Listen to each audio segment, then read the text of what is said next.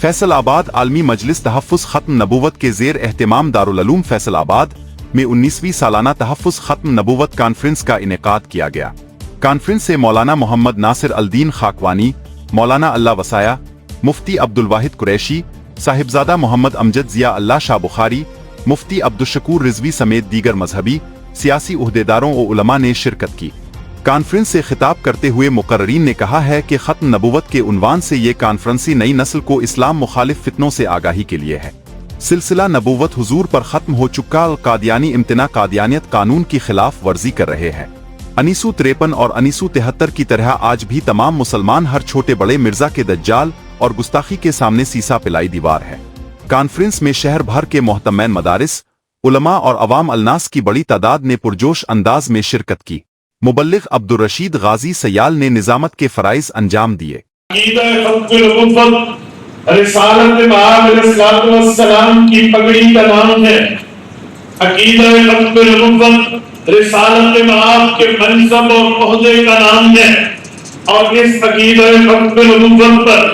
मेरे पाक पैगंबर ने हमें आदाब भी सिखाए हैं, अखलाक भी समझाए हैं, क्योंकि मेरे पाक पैगंबर ने इस के तहफ़्फ़ुज़ और इसको इम्प्लीमेंट और नाज़िल और इज़हार करने के लिए बड़े बड़े गमों को सहा है, बड़े बड़े तानों से रसूलुल्लाह को वास्ता पड़ा है। सैयद खबीब शाह और साहिबजादा मुबश्शिर महमूद ने मीडिया कोऑर्डिनेटर मोहम्मद नईम शेख के हमरा मीडिया से गुफ्तगू करते हुए कहा कि आलमी मजलिस तहफ़्फ़ुज़ ख़त्म नबूवत कादियानियों समेत हर मुनकिर ख़त्म नबूवत और फितने की सरकोबी करने और फितनों का सर कुचलने तक जिदोजहद जारी रखेगी।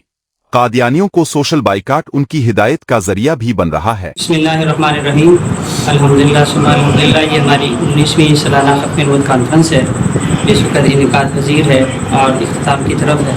और ये मुल्क के जुल आज़म आलमी मजलिस तहफ़्फ़ुज़ ख़त्म नबूवत कॉन्फ्रेंस करती रहती है। इसका एक अहम मकसद होता है कादियानियत और ख़त्म नबूवत का मसला और कादियानियत के बारे में आगाही हो, उम्मत को आगाह किया जाए और कादियानियत के फितने से बचाया जाए। और ये हमारी कॉन्फ्रेंस की गर्ज़-ओ-गायत ये है कि कादियानियों को पाकिस्तान की नेशनल असम्बली अक़लियत करार दे चुकी है और उनको इसका पाबंद बनाया जाए। जो क़वानीन हैं उस पर अमल दरामद हो और इनको जो सन 84 में इम्तनाए कादियानियत आर्डिनेंस मंजूर हुआ है उसका पाबंद किया जाए और इनको शायर इस्लाम इस्तेमाल करने से रोका जाए। ये जब शायर इस्लाम इस्तेमाल करते हैं तो उसके ज़रिए से आम सादा लोग मुसलमान को धोखा देते हैं और उसे जो है कादियानी बनाने की कोशिश करते हैं।